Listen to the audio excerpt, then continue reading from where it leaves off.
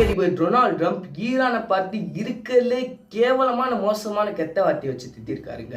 அவர் ஈரானோட அதிபரை திட்டவே கிடையாது, ஈரானோட அதிபரையும் அங்க இருக்கிற சிவிலியர்ஸ், அங்க இருக்கிற பொதுமக்கள் எல்லாத்தையும் திட்டிருக்காருங்க. அதாவது அவங்க அம்மாவை பத்தி திட்டிருக்காரு.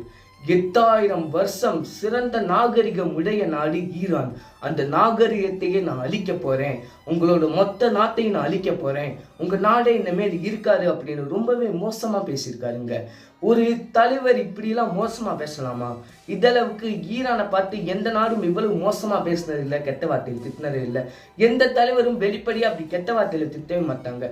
ஆனா டொனால்ட் ட்ரம்ப் திட்டிருக்காரு, நான் நியூக்ளியர் பாம்பை பயன்படுத்த போறேன் அப்படின்னு சொல்லியிருக்காரு. இந்த உலகத்துல நியூக்ளியர் பாம்பு பயன்படுத்தி 80 வருஷம் ஆச்சு. அந்த 80 வருஷத்துக்கு முன்னாடி பயன்படுத்தினதும் அமெரிக்கா தான். லிட்டில் பாய் அப்படின்ற நியூக்ளியர் பாம்பை ஹிரோஷிமா நாகசாகில போட்டாங்க. அதை போத்தனால 2 லட்சம் அப்பாவி குழந்தைகள், 2 லட்சம் உயிர்கள், பொதுமக்கள் எல்லாமே அங்கேயே இறந்து போயிட்டாங்க. அவங்களோட டிஎன்ஏ கூட இல்லாம சாம்பலாகி காற்றோட காற்றா கரைஞ்சு போயிட்டாங்க. அதை பற்றிலாம் நீங்க யோசிக்காம ஏன்னா அணு ஆயுதத்தை பயன்படுத்த போறேன் அப்படின்னு எப்படி சொல்லலாம்? அப்படின்னா உங்களுக்கு யார் மேலேயும் இறக்கம் அப்படின்றது இல்லை. நீங்களா எப்படி ஒரு நாட்டோட சிறந்த தலைவரா? நீங்க உங்களோட நாட்டு மக்களுக்கே இப்போ உங்களை பிடிக்காம போயிடுச்சு. பல நாட்டு மக்கள் உங்களை எதிர்த்து போராட்டம் பண்ணிட்டு இருக்காங்க.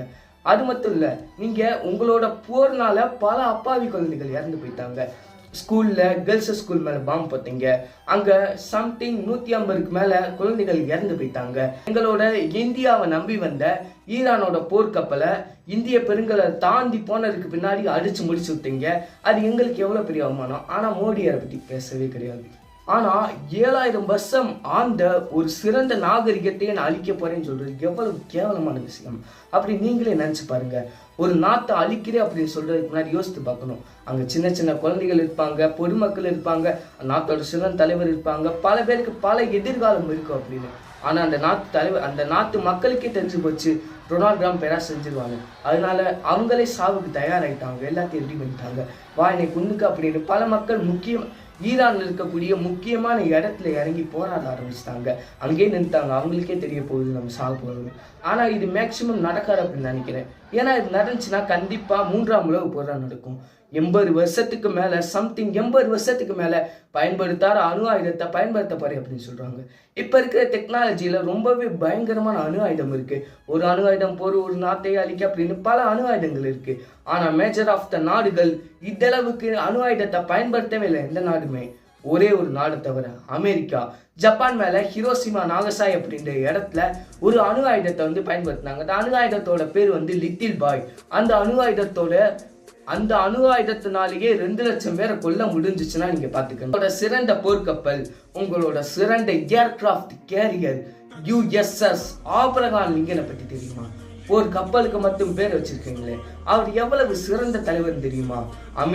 ஆப்பிரிக்கால இருக்கிற கருப்பின மக்களுக்கு விடுதலை வாங்கி தந்தால் அமெரிக்காவோட 16வது குடியரசு தலைவர் ஆபிரகாம் லிங்கன் எவ்வளவு போராடி எவ்வளவு கஷ்டப்பட்டு அந்த நாட்டு மக்களுக்கு விடுதலை வாங்கி தந்தான்னு தெரியுமா?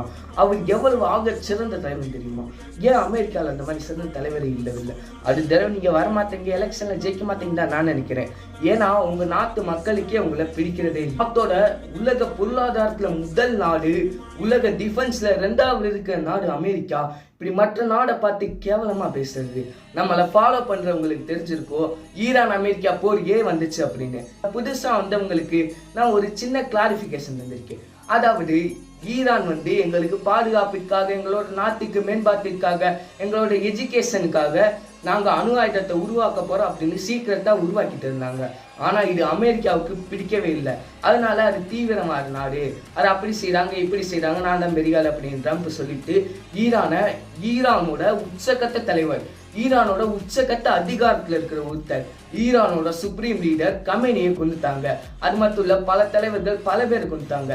இப்ப ரீசெண்டா பாத்தீங்கன்னா அமெரிக்கா ஈரான் மேல, ஈரானோட பொதுமக்கள் போயிட்டு இருக்க பாலத்து மேல ஒரு மிசைலை லான்ச் பண்ணிட்டாருங்க. அதனால அங்க பல பேர் இறந்துட்டாங்க. இதை பத்தில அவர் யோசிக்கிறதே இல்லை. ஒரு நாட்டுல ஒரு போர் வந்துச்சுன்னா ஒண்ணு அந்த சைடு இருக்கிற வீரர்கள் சாகலாம், இந்த சைடு இருக்கிற வீரர்கள் தலைவர்கள் சாகலாம். ஆனா பொதுமக்களுக்கும் இருக்கும் சம்மந்தமே இல்லை. ஆனா அவங்க தான் இங்க பல பேர் உயிரிழந்து இருக்காங்க. சுப்ரீம் லீடர் கொன்னது, நெப்போலஸ் மதுராவை வேற நாட்டு தலைவர் போய் தூக்கிட்டு வந்தது, இந்த மாதிரி பல வேலைகளை செஞ்சிருக்கீங்க நீங்க. 1000 வெடிச்சா என்ன நடக்கும்னு உங்களுக்கு தெரியாதான்? அடுத்த 1000 வருஷத்துக்கு அங்க ஒரு புல்லு கூட முளைக்காது. நீங்க ஈரான் மேல அணு ஆயுதத்தை போட்டீங்கன்னா அது ஈரானுக்கு மட்டும் பாதிப்பாவே இருக்காது. அங்க 1000 வருஷத்துக்கு ஈரான் நாடு ஃபுல்லா புல்லு பூண்டு எதுவுமே முளைக்காம அது வாழவே தகுதி இல்லாத ஒரு இடமா மாறிடும். அது மட்டும் இல்ல, உலக பொருளாதாரத்துல மிகப்பெரிய வீழ்ச்சி, சரிவு, அது போன்ற பல விஷயங்கள் நடக்கும். அந்த அணு ஆயுதத்தை நீங்க பயன்படுத்தினீங்கன்னா அது ஈரானை மட்டும் தாக்கி அழிக்காது. நியூக்ளியர் ஃபியூஷன் மூலமா ஒரு அணு ஆயுதம் வெடிக்குது. அது வெடிச்ச அடுத்த நொடி தெர்மல் ரேடியேஷன் அப்படின்னு பல அபாயகரமான கதிர்கள் சுத்தி எல்லா இடத்துலையும் பரவ ஆரம்பிச்சிருது. அது பரவுறதுனால பல பேருக்கு இப்ப பிறக்கிற குழந்தைகள் எல்லாமே ஜப்பான்ல சொல்ல போனா இப்ப பல பேர் ஊனமுற்று பிறக்கிறாங்க. அதுக்கு காரணமும் நீங்களா இப்ப மறுபடியும் நான் அணு ஆயுதத்தை பயன்படுத்த போறேன் அப்படின்னு சொல்லிட்டு இருக்கீங்க. ஒரு நாடு மற்ற நாடு இப்படி எல்லாம் பேசலாமா? அவங்களோட செல்ஃப் டிஃபென்ஸுக்கு அவங்களுக்கு அணு ஆயுதம் தேவைப்படுது, அதனால அவங்க உருவாக்கிட்டு போகட்டுமே. இப்ப நீங்க ஒரு கெடு கொடுத்துருந்தீங்க, 24 மணி நேரத்துல நீங்க ஸ்டேட் ஆஃப் ஹார்முஸை திறக்கல அப்படின்னா உங்க நாட்டையே நான் நரகமாக்கிடுவேன் அப்படின்னு கெட்ட வார்த்தையில பல கெட்ட வார்த்தைக்கு நீங்க யூஸ் பண்ணிருந்தீங்க. 20 வருஷத்துக்கு முன்னாடி எங்களுக்கும் நீங்க இதே விஷயத்தை செய்ய பார்த்தீங்க. ஆனா எங்களுடைய ஆக சிறந்த பிரதமர் வாஜ்பாய், அப்புறம் அப்துல் கலாம் ஐயா போன்ற சிறந்த சயின்டிஸ்ட் பாலைவனத்துல வச்சு நாங்க அணு ஆயுதத்தை மிகச்சிறந்த வழியில கண்டுபிடிச்சோம். அதை கண்டுபிடிக்க கூட நீங்க டிஸ்டர்ப் பண்ணிட்டே இருந்தீங்க. உங்களோட சேட்டலைட்டை தூக்கி இங்கிட்டு அமுச்சு விடுறது அப்படின்னு ரொம்பவே கண்காணிச்சிருந்தீங்க.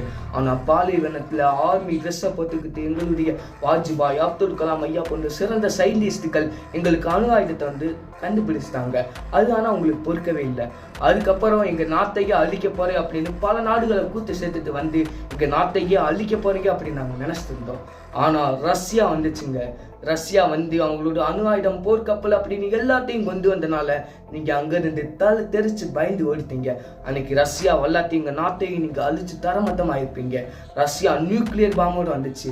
நியூக்ளியர் பாம் எல்லாத்தையும் நீங்க அப்படியே பயந்து ஓடி இருக்க மாட்டீங்க, எங்க நாட்டை அழிச்சிருக்கீங்க.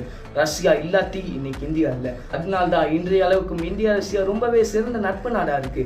அந்த நட்பையும் நீங்க உடைக்க பல சதிகள் பண்ணிருக்கீங்க. ஆனா அது உடையவே கிடையாது. ஒரு நாட்டோட தலைவர் இப்படியெல்லாம் பேசலாமா? ஈரானை நான் நரகமாவே மாத்த போறேன், ஈரானிಗೆ மொத்தமா அழிக்க போறேன், அங்க எல்லாத்தையும் நான் கொல்ல போறேன் அப்படின்னு பேசலாமா? இந்த உலகத்துல 196 நாடுகள் இருக்காங்க. அந்த 196 நாடுகளுக்கு தேவையான 20% கச்சா எண்ணெய் ஸ்டேட் ஆஃப் ஹார்முஸ் வழியா போகுது. அதை கண்ட்ரோல் பண்றவங்க ஈரான்.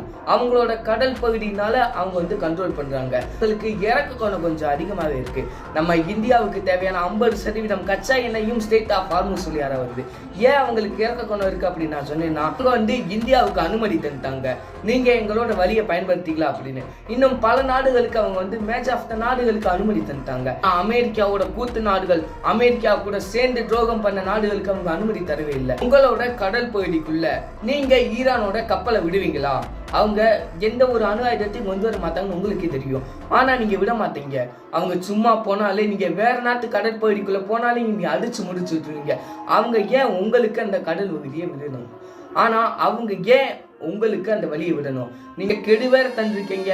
அது ரொம்ப மோசமான கெட்ட வார்த்தையை வச்சு திட்டி கேட்டிருக்கீங்க. ஒரு நாட்டையை அழிக்க போறேன், நரகமாக்க போறேன், இந்த ஸ்டேட் ஆஃப் ஹார்முஸ்க்காக இவ்வளவு பெரிய சண்டை போட்டுருக்கீங்க. அது அவங்களோட கடல் பகுதி. உங்களோட கடற்பகுதிக்குள்ள நீங்க எப்படி ஈரானை விட மாட்டீங்களோ அதே மாதிரி ஈரானும் உங்களை விட மாட்டாங்க. ஈரானிಗೆ மொத்தமா அழிக்க போறேன், அங்க எல்லாத்தையும் நான் கொல்ல போறேன் அப்படின்னு பேசலாமா?